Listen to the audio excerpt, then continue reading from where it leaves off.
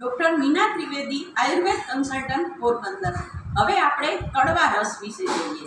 કહેવાય છે કે કડવા કારેલાના ગુણ ન હોય કડવા વચન ન હોય કડવા જીવે। કડવો રસ છે એ મોઢાને ભાવે એવો નથી કે આ કોઈને પણ કહીએ કે આ કડવાણી છે કે કડવી વસ્તુ છે તમે લ્યો તો તરત જ કહેશે ના ભાઈ આનો સ્વાદ તો બહુ કડવો લાગે છે, આ મને નહીં ભાવે।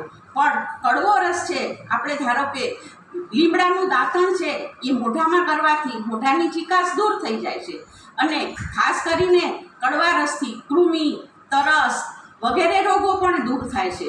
આપણે કડવા રસના પ્રયોગમાં જ્યારે તાવ આવ્યો હોય ત્યારે કડું કડિયાતુંનો પ્રયોગ કરીએ છીએ।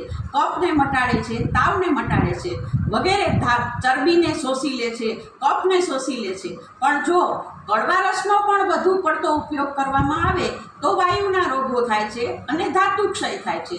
તો કડવા રસને પણ આપણે પ્રમાણસર સરખી માત્રામાં લેવો જોઈએ। મારા વિડીયોને સબસ્ક્રાઈબ કરો અને લાઈક કરો।